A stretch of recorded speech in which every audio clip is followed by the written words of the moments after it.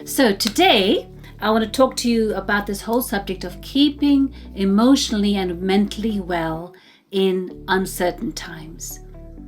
Because these are definitely uncertain times, are they not? We've just been probably most of us coming through this pretty awful global pandemic that has cost many lives across the world. Here in the UK, we're still in lockdown. And I believe in Singapore, you're just in that phase of coming out of lockdown, perhaps fairly soon. But nevertheless, it is a time of uncertainty. So I just want to talk to you about how to keep mentally and emotionally well, even at this time, so that you really feel even day by day that there's a fulfillment, there's a purpose to your life. So I just want to say at the beginning that we all have times when we feel down or stressed or frightened because of what's happening around us. And most of the time, the feelings will pass. But if you ever find that these feelings develop into something more serious and it just goes on and on and on, that's when I would say you must get medical help. I know in many cultures, it's a taboo to even admit that you have a mental problem. It seems to signify that in some way you're weak. And I want to say to you that it's totally not the case. It's the same, it would be if I refuse to see a doctor when I feel mentally unwell, it would be the same as if I refused the doctor if I'd broken a leg. If I break a leg, I need to see a doctor and get a cast or some surgery that's going to help me to come through this. In the same way, if you feel like you may have some sort of mental illness or unwell with anxiety or sadness, depression that's gone on and on and on for way too long and you're just not coming out of it, get medical advice. And I'm telling you that as a doctor because we need doctor's help as well as spiritual help to really get over some of the things that can come and assail us.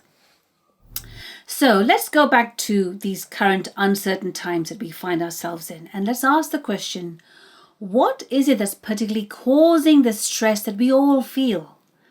So most of us feel stressed, feel uncomfortable with what's going on, this lockdown or the circuit breaker, as it's known in Singapore. But why is that affecting us as it is, as it has been? Three primary reasons. It's because we've lost certain things that we took for granted, that we enjoyed when everything was fine. It's the loss of control, the loss of structure, and the loss of connection. And I'll unpack those in a few moments. But our brains like and need to have control to some degree in our lives. Our brains love structure. Our brains love connection. And when our brains get what our brains love, then good neurotransmitters are released, which then have an effect on our body of helping us to be at rest, to be at peace, to just remain calm, to have good resolve, that we can overcome things. So our brain needs those things. So when we've lost structure, control, connection, what do? That's what I'm going to unpack now. So first of all, let's look at loss of control.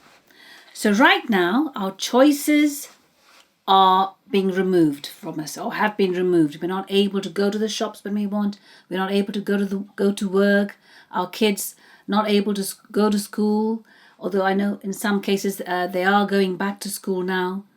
But what do we do when we feel like we've lost control? And you know what? There's some great insight from a particular psychologist in the States. He's called Dr. Martin Seligman. And he's done a lot of work with people who've gone through trauma, who've been victims of war, who've been victims of certain crimes, who've really gone through very devastating times. And he studied a lot of them and found that they're, depending on their type of response to the situation, it determined how well they did in this situation and coming out of it. And a slide will show that there are two types of response primarily that we can have in this lockdown situation. One is to say to ourselves, to be thinking this, oh, nothing's ever going to be the same again. Everything's collapsed around me. Things are going wrong. The global markets are down.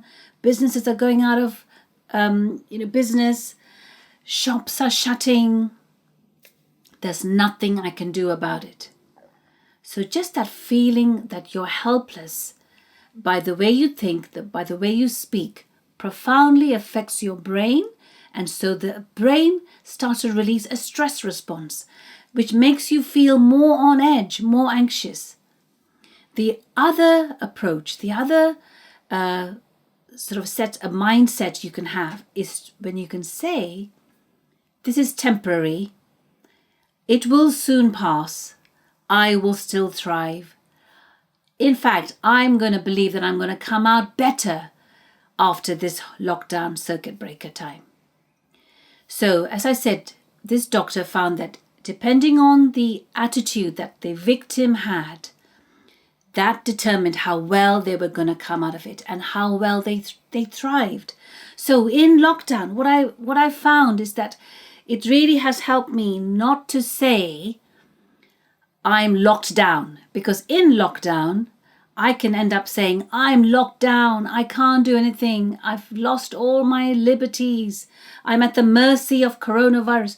I can be saying a whole lot of things which actually are very unhelpful to my brain and unhelpful for me. So instead, what I've learned to say is this: I'm not locked down, I'm not locked up, i.e. I'm not a prisoner. Actually, I'm free. I'm free to get up when I want. I'm free to go to bed when I want. I'm free to eat what I want, drink what I want, to read what I want. I'm free to study or not study, unless you're a school student. I'm free to learn new skills, but I don't have to. I'm free to clean my house and sort out my cupboards, but I don't have to. I have a choice. None of those things are compulsory. However, I will choose to do things that I know that are good for me. I will choose to get up at a certain time, go to bed at a certain time. I will choose to eat healthy food. I will choose to maybe upskill in a particular area, ready for when I go back. Do you get the gist of this? And the thing is that what you say out loud comes out of what you think. So we've got to adjust our thinking about this whole situation for a start. Because when you start to think, I'm actually free, I can have choices, I can do this or that, the stress response is switched off and your body goes into a state of calm, to a state of peace. How amazing that science is saying that it's very important what we say and what we think, when scripture has been saying this for thousands of years. You are all familiar with these scriptures. Proverbs 18:21 says, death and life are in the power of the tongue. Proverbs 23:7, for as a man thinks in his heart, so is he. So we have to adjust some things in our heart, in the very depths of our being. Because as we start to meditate on what is the truth, what is reality, and we meditate on that over and over again, it'll affect what comes out of our mouth. And when what comes out of our mouth affects what our brain is hearing from us and affects our internal stress response or the rest response. We want the rest response. We want our bodies to be at rest so that we can be at our best, whether it's locked down or not. Can I hear an amen? Amen. Fantastic. So that is just the first thing to deal with, the loss of control. Secondly, how do we deal with this loss of structure? Did you know that your brain needs structure and loves structure? And the thing is that the way that scientists and psychologists say it is that normally speaking, with our day-to-day life, we get up at a certain time, we go and have breakfast in this place, we make a cup of tea or coffee over there, then we shower, get changed, we go to work by a particular form of transport. We arrive at work, we do certain things, etc., etc. All of those step-by-step things that we do form mental maps. Our brain has a set of mental maps for day-to-day life. And if we follow those maps, everything is good. Our brain is pretty much relaxed. But with lockdown, with circuit breaker, everything's in an upheaval. We're not doing those things anymore. So that's why the brain is in a state of stress, because you're not doing what it normally is familiar with. So what do? How can we deal with that? We build another routine. And what I've said to a lot of folk, and many people who've done this have found it's really beneficial. You sit at the start of every morning or even the night before and you plan your day. You plan your day. So you can see on the slide there's just some examples I've given you. Things like, when do you get up? And then when you get up, you've got to get dressed, make your bed as if you were going to go out to go to work or school or whatever. You've got to put in a time for a good brisk walk, ideally outdoors, or a home workout. Put in a time when you're going to eat. Make sure that it's healthy food. A time when you're going to just declare helpful scriptures. A time when you're going to listen to uplifting podcasts and then do something creative and watch a light-hearted movie or a program, something that's going to make you laugh. Your body loves it because it puts you into rest and relax mode. You need to also diarize when you're going to look at the news. It's now coming out all over the medical world that too much watching of the news is actually harmful for our mental health. So it doesn't mean that we just have to avoid news altogether and we don't know what's going on. What I found is helpful is to just say to myself, right, 10 minutes in the morning, 10 minutes in the evening, I get an understanding of generally what's going on in my country, in the world. That's all I need to know. Otherwise, I'll find myself scrolling through the news, looking at this person's opinion, that person's opinion, someone else's opinion, and opinions are a waste of time. So, but what they do is they increase the stress response in your body because there's lots of talk. The messages are there of fear and anxiety, doom and gloom. And I don't want to receive that. So that's why I'm saying make a limit on when you look at news, and also social media. Sad to say, although it can be very beneficial, it can also cause a lot of, it can affect your mental health if you're on it too much. Try and make a point to call 2 or 3 positive people during your day. Whether it's just for 10 or 15 minutes, you just need a positive voice from your own circle of friends, someone who will lift you up. Okay? And then make a plan of when you're going to go to bed, and make sure you have a bedtime routine that makes it comfortable for your body to naturally fall asleep. So you might want to take a photo of the screen for some of those tips and just think about them after I finish this message. And so I've dealt with 2 things that I've lost that you can now adjust your life to. But the third area that our brain doesn't like is a loss of connection. Loss of connection. We were never meant to be people who dwelt in isolation. We were created to live amongst a community. So when community has been lost because we all have to social distance and be separate from one another, what's the next best thing? Zoom. Lots of Zoom calls. And I know you guys at Impact Life, you're doing lots of them. Connect groups, doing games and doing teaching classes together. That's so good. Keep it up. But what we all need is just some folk. As I said earlier, it might just be 1 or 2 uplifting people that you just connect with on a daily basis. Because your brain loves connection. The moment you start having connection, even if it's on Zoom and not in person, you'll still secrete serotonin, oxytocin, all the good chemicals in your brain, which help you to feel relaxed and rested. Okay, I hope you're finding that useful so far. Cool. Now, so those are things one can do on a day-to-day basis to just help us to be at rest as much as possible in spite of uncertainty. But what do we do when there are times when we feel absolutely overwhelmed and we just can't think clearly?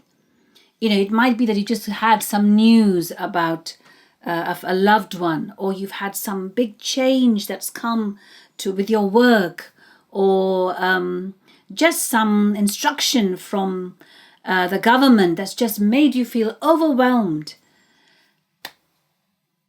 And sadly, we've experienced that in the UK when we first heard about the lockdown and that coronavirus was right now in our midst. Do you know what everybody in the UK did? We all went and bought toilet rolls. I know.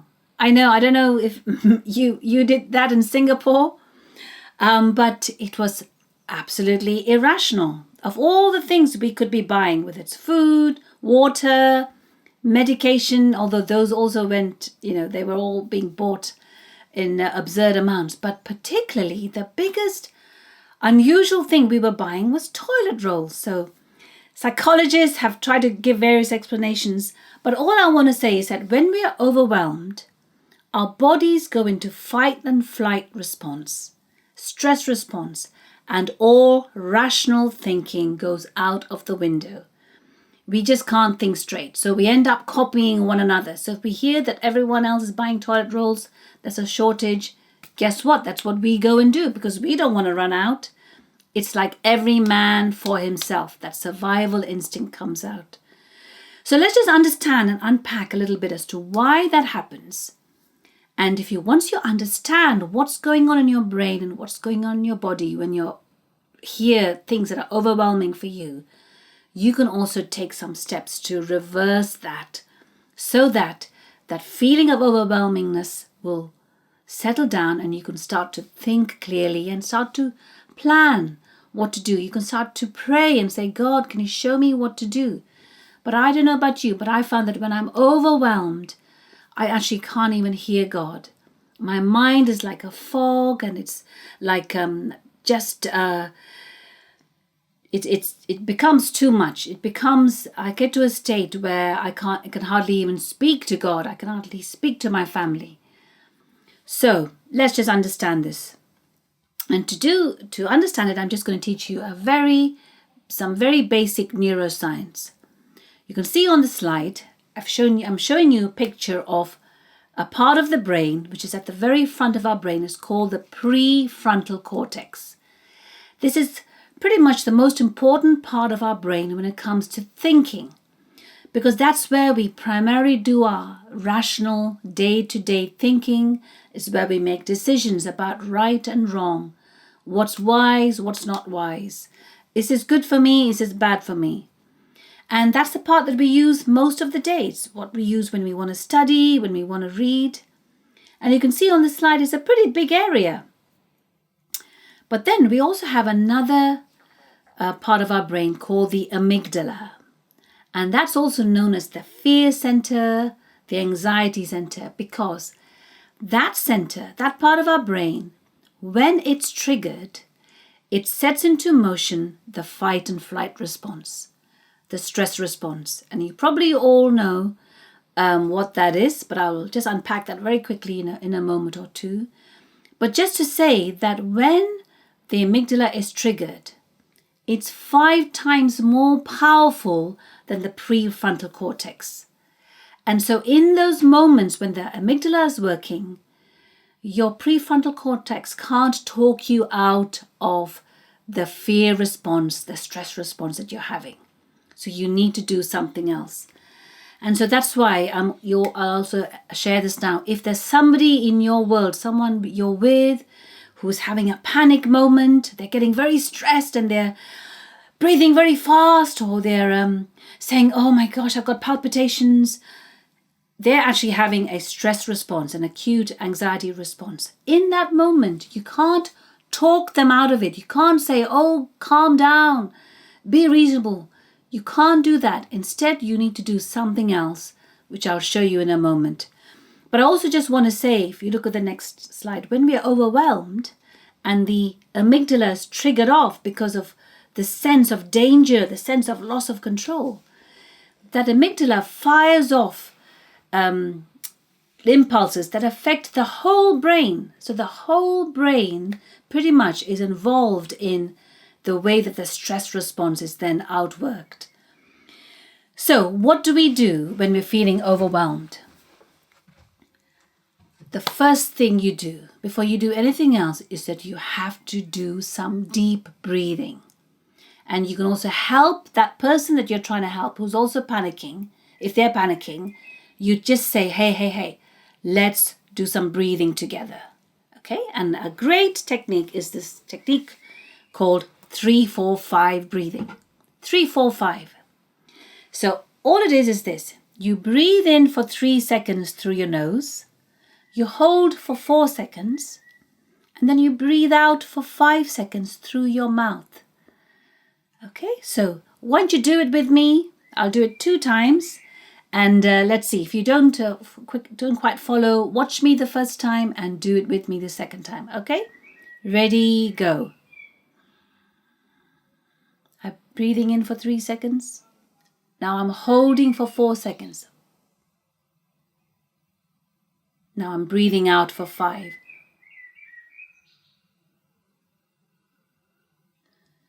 And again.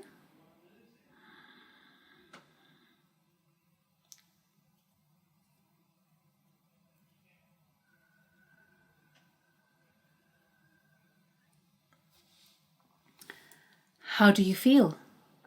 We've only done it twice, but can you see already there's been a shift in your body and you just will be feeling just a little bit calmer, a little bit more relaxed. So whenever you feel overwhelmed about anything going forward, whether it's once a day, 10 times a day, or whether there's someone in your world who needs this help, just start doing 3-4-5 breathing. And you may have to do it for a good few minutes until you feel a shift in how you're feeling with the anxiety symptoms. And in case you're wondering why it works so well, it's again the beauty of how we've been created. Because our diaphragm, which is that part of us here under our lungs, that diaphragm, as you probably know, moves when we take a deep breath. It moves down. But when it moves in that way, it triggers a nerve at the back of our bodies, along our spine. And that nerve goes to our brain and sends a message to the amygdala to start to calm down. In other words, the stress response starts to switch off, starts to ease. And so all the symptoms that we were feeling with stress or anxiety, such as a racing heart, wanting to breathe fast, blood rushing to our head, so we're blushing or we're sweating or we're feeling a bit nauseous or we feel like we have butterflies in our stomach, all those symptoms start to abate pretty quickly. So the very solution to those moments of feeling anxious and being overwhelmed lie in our amazing bodies. Isn't that incredible? Give me a high five, a virtual high five if you think that is awesome, how God has made our bodies. So when it comes to our mental health and our emotional health, actually, this is what neuroscience is now saying, incredibly. It's saying it's all about caring for your brain. It's about caring for your brain. If you care for your brain, you'll actually end up having good mental health and good emotional health at the same time, and actually good physical health. Caring for your brain is actually self-compassion. It is loving yourself. It is the same as I will take the oxygen mask for me before I give it to my kid or to my neighbor in an airplane. You know, many people don't do this very well. I'm sad to say, especially Christians. Somehow we've learnt the message that we deny ourselves, in meaning that we neglect ourselves. We just treat our bodies as rubbish. We don't do anything to look after ourselves because somehow it's been misconstrued that that's godly. Okay? Jesus said, love the Lord, love your neighbor as yourself.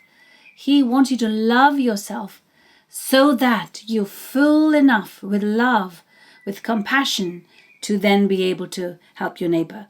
So let's have a look at how can we care for our brains, which will end up giving us good emotional and physical health. And it's very important that the things I'm going to share with you, you do them daily. Okay, it's a daily care. It's not just do it once and twice or here and there. And I'm just going to split it up into 3 areas.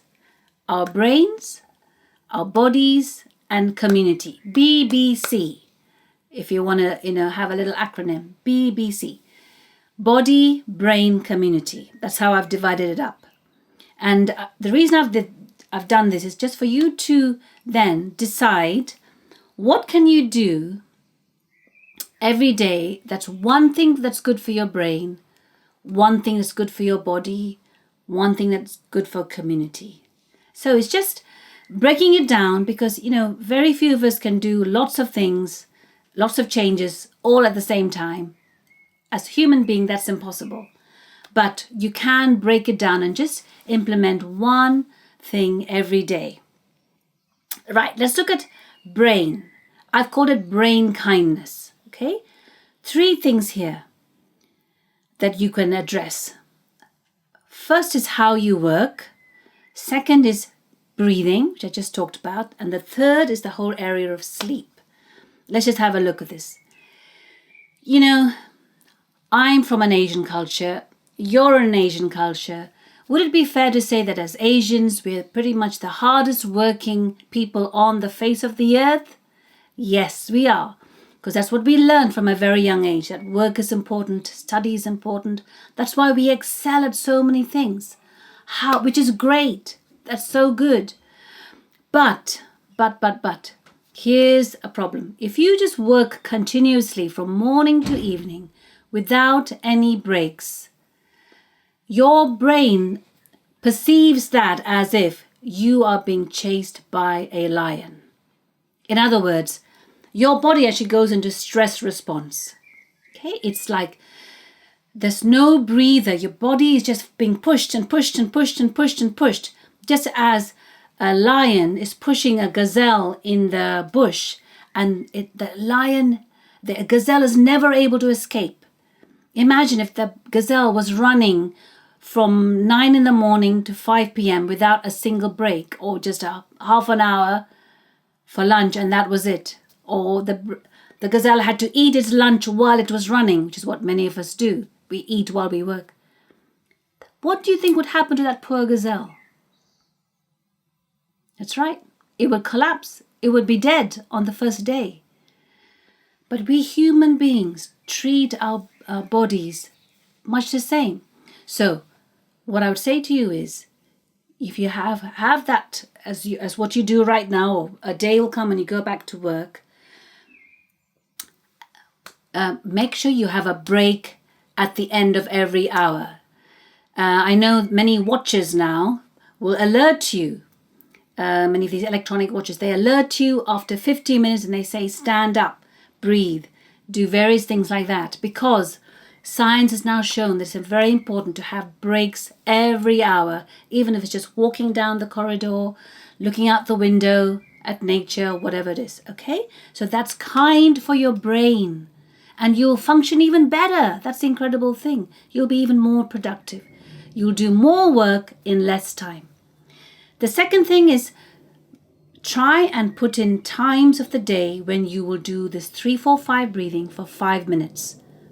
Many successful people are now doing it first thing in the morning, as soon as they get up, and as soon as they wake up, at lunchtime, in the tea and coffee breaks, maybe while you're waiting for your kettle to boil or the coffee to brew.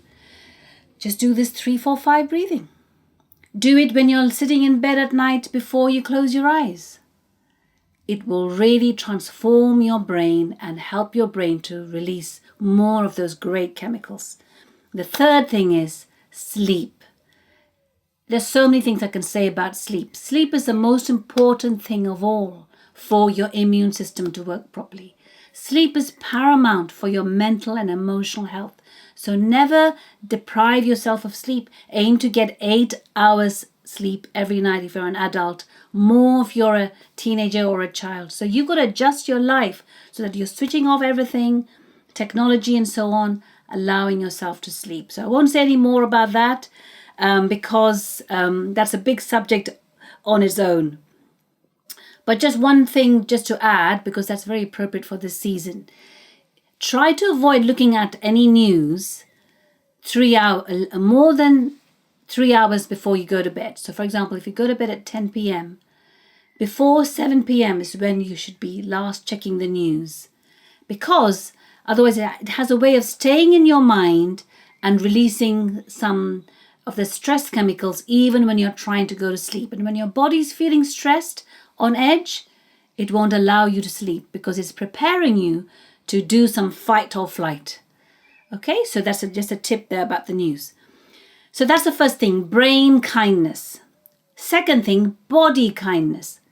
What one thing can you do today that will be kind to your body? And here are 3 of the top things, in my opinion, that would be kind to your body. The first is your choice of food. Now, I know that Asians we love our food. And one of my favorite foods is Singaporean, Malaysian, all the Eastern Chinese food. I absolutely love it. I grew up on it. It's the food that I eat when I want to feel like I'm at home. However, you now have to start to be sensible about your diet because here's what we found. Here's what many years of top research has found, that the best diet that all of us can eat for our mental health, emotional health, and our physical health is actually the Mediterranean diet. Yeah?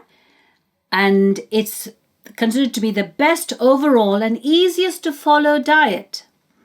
It also helps weight loss, reverses diabetes. It helps your immune system to function at its best. And the reason is that this diet is very good for your gut, particularly the gut bacteria, which science has now discovered. And I just need to tell you that your gut has got a whole lot of nerves that many people call those nerves our second brain, because there's a massive nerve network all around our gut. And those nerves and the chemicals in the nerves, particularly things like serotonin and other neurotransmitters, they are affected by the gut bacteria. So if you love your gut bacteria and you want to do the best for them, make sure your predominant food is Mediterranean diet. So what do I mean by Mediterranean diet? You can see on the photos a great example of it. It's lots of different types of fish, grains, whole grains, beans, nuts, seeds, vegetables, highly colored fruit and vegetables, plant protein. That should be a predominant choice. And in Asian cooking, it's actually very easy to eat all of those things, but just in a really healthy way. Olive oil is the oil to go for. So reduce your noodles, reduce the carbohydrates, but up all the other things. And on top of the fact that it's going to help your mental health, do you know what is also shown to reduce the risk of cardiovascular disease, cancer, Parkinson's disease, and Alzheimer's? And what a lot of scientists are saying is that another key factor with the Mediterranean diet and why it's so healthy is the way that the Mediterranean folk eat, which I think is the case within many Asian cultures, possibly changing with the modern culture. But what many Mediterranean folk still do is they eat with their family.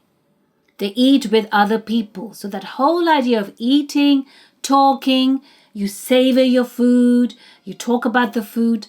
Do you know what? All of that is so important for our mental, emotional health.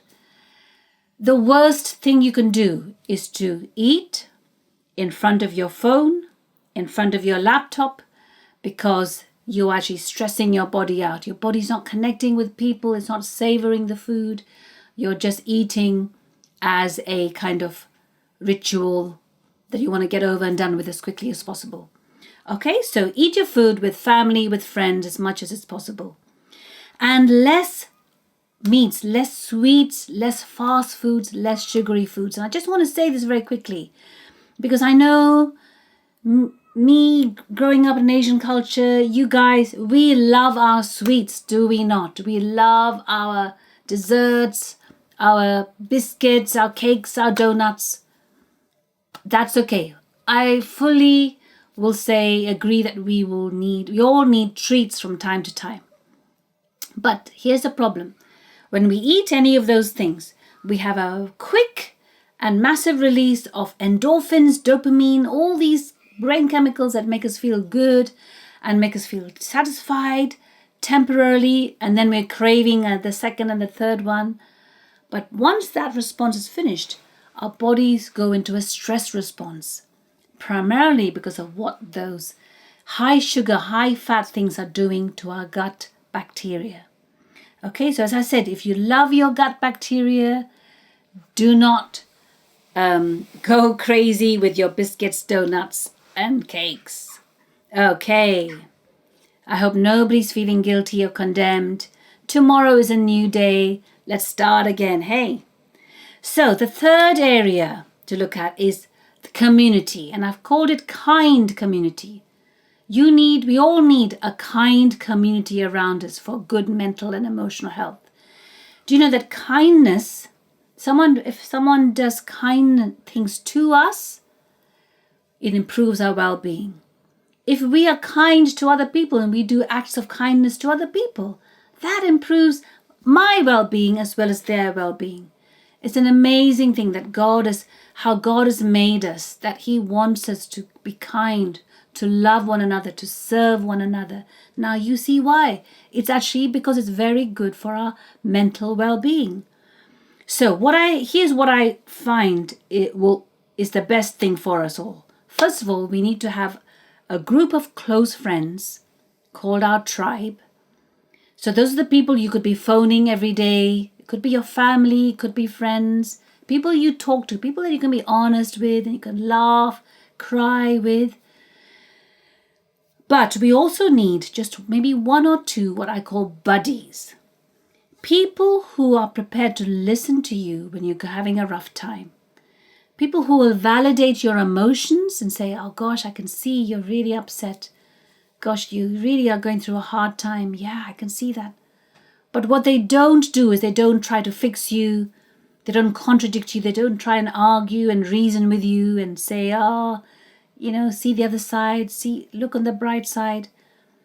They are people who walk with you on the journey, and they're there for you when you're going through the really tough times. Now, it may be that from time to time, those very buddies may have to say to you something that may challenge you, such as, hey, you know what? I've been journeying with you for a while now, and it's been 6 months that you've been really down, or 3 months, or 2 years that you've been talking about this relationship issue. I think you're going to need to take some steps forward. Maybe get a counselor, maybe see your doctor, or whatever. Those buddies, if they're good buddies, they will also challenge you at the appropriate moment to take a step in the positive direction. Okay? And another person in your community is your doctor, your counselor. See them as people who are there to help you to change, because sometimes we need external help, professional help, when we're really stuck in certain mindsets or negative behavior, just negativity even. Okay. So I would also say that, if your doctor says to you, you need a course of medication, if you need some antidepressants to help you in maybe your anxiety or depression, don't feel like you're doing something terrible.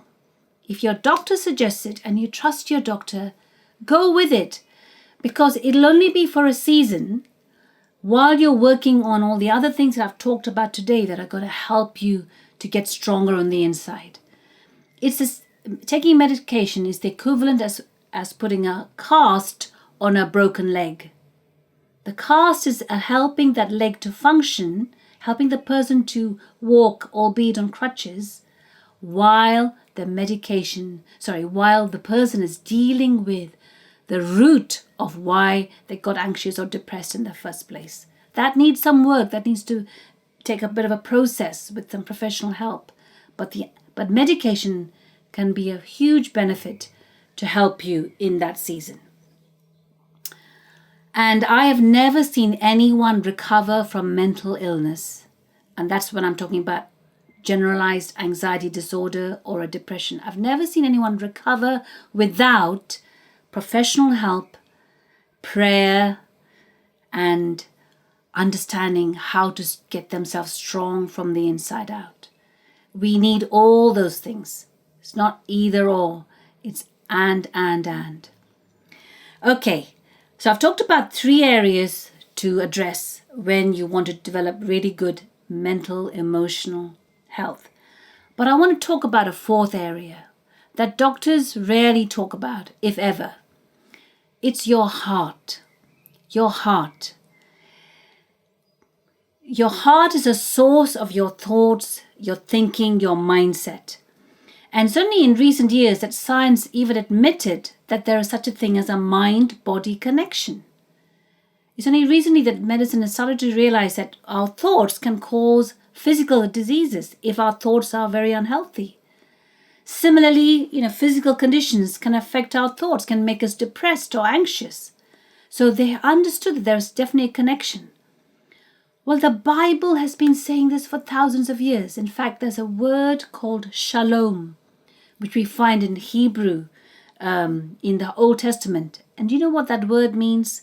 Completeness, soundness, health, peace.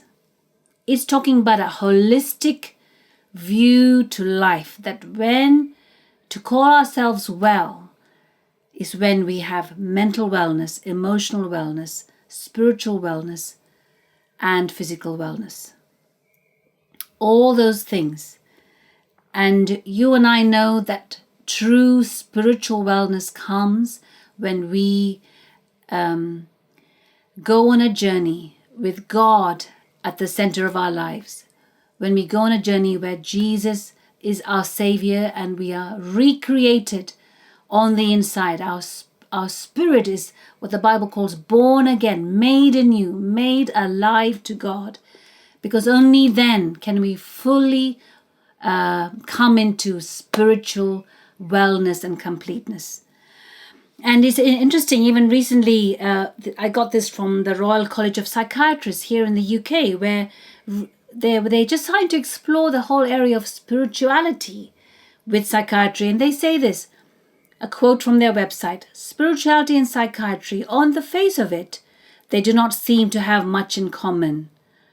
But we are becoming increasingly aware of ways in which some aspects of spirituality can offer real benefits for mental health.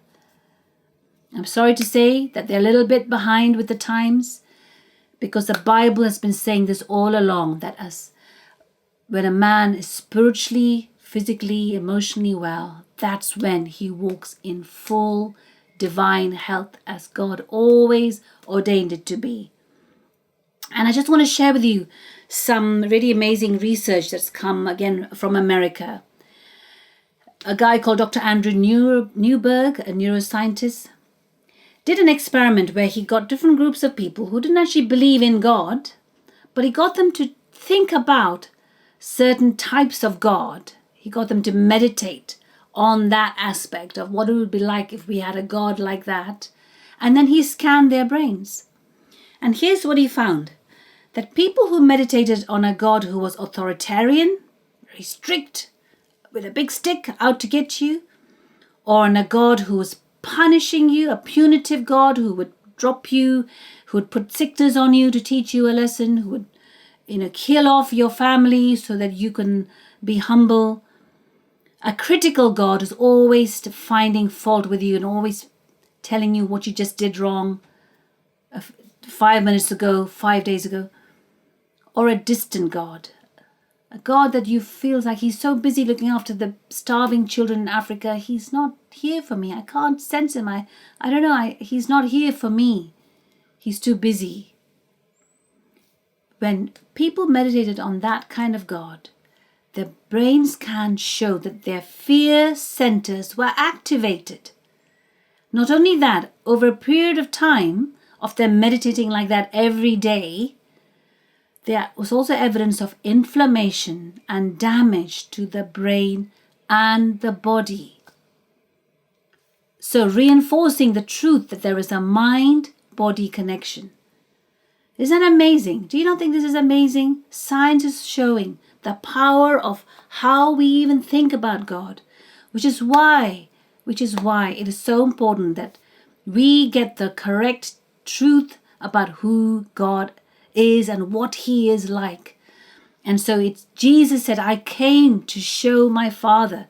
Jesus came to reveal to us what Father God is really like. So let me just tell you a little bit more. The researcher, Dr. Newberg, also got another group to meditate on a God of love.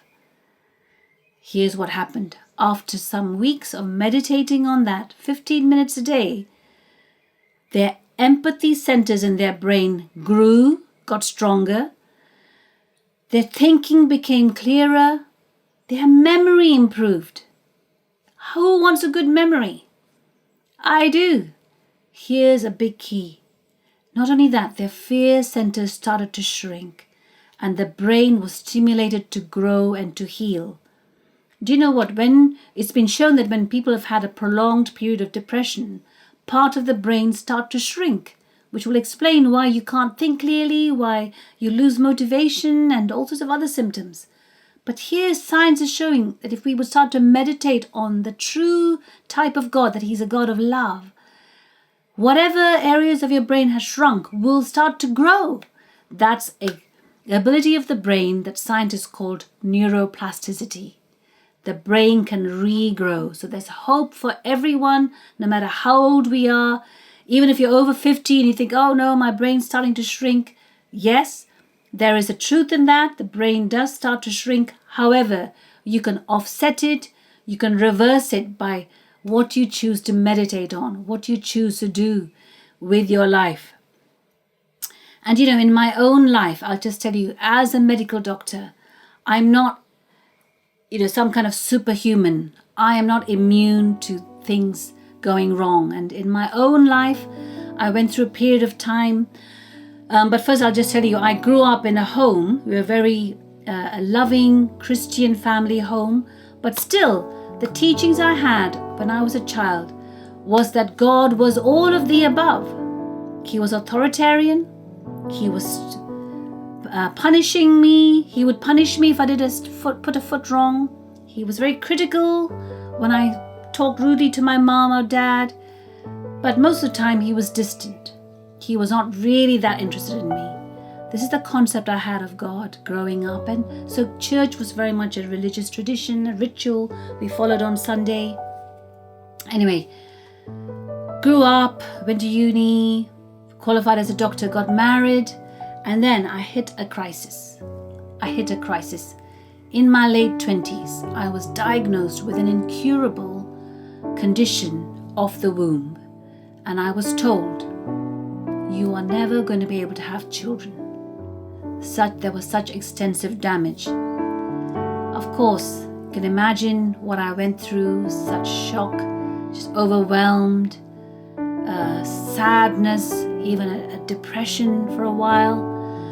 But through various amazing set of events and being put in touch with some great people, a great pastor, I had people pray for me. And I had to go through a time when, in all of that, I started to realize that actually I had to understand that God is actually a good God. He hasn't sent that sickness to punish me. The sickness was just there. Actually, it's a generational thing. And I had to just say, God, I need a miracle. Only you can reverse this thing. Science can't do it. Medicine can't do it. So I'm just going to trust you, God. I realize that you love me. You are a caring God. I'm going to trust you for a miracle. But Lord, I leave my future in your hands. Even if I never have children, God, I'm just going to love you and I'm going to still follow you all the days of my life. Do you know what? 3 years later, to the shock of my life, I got pregnant. Yes, and 9 months later, I had a baby girl. Many of you know her name is Anjana. And lo and behold, 4 years later, I had a baby boy. Now, when the doctors were flabbergasted, the ones who told me you could never have children, just put it down to, very interesting. It's one of those unexplainable medical events. That's what they called it. Because they could not get themselves to utter these words. It is a miracle. So I just want to tell you that what I learned in those days is that whatever situation we go through, so it may be that right now you're in a difficult situation and you see no hope, you see no way out, you only see doom and gloom. First of all, do all the things that I've taught you today to get your mind in a place of rest and peace, because that's when you can think clearly. That's when you can read scripture. You can look for scripture that's going to help you, that's going to uplift you. Connect, reach out to people in your world who can help you. Pastors, connect group leaders, get them to pray for you. But probably the most important thing is that I learned about the power of Zoom. We use Zoom now all the time for all our talking platforms, but Zoom was in my life way back then in my 20s. This is what I learned. I need to take time every day to zoom out of what is going on in my world. I'm not putting my head in the sand like an ostrich. No. I'm acknowledging that this is what is fact. The doctors have said this is fact. But I zoom out and then I zoom in on God. I say, God, what do you say? What are your promises? What does your word say? And as I meditate on his word, hope started to rise up. And I'm sure that as I meditated on his word and spoke out his truth, spoke out words and declarations, something happened in my body. God's power worked in me so that healing was just happening without me even realizing it. Isn't that amazing? So I really pray that in this season of uncertainty, you will find certainty in the only one on whom you can be certain. That is our rock. His name is Jesus. And when you put your foundation in him, and you do all these things that I've shared with you today to look after your brain, your body, have a community around you, that is what's going to propel you into great mental and emotional health. And it's going to propel you into your destiny, because you're going to come out of this lockdown different from how you went in. Better than how you went in. So thank you guys. God bless.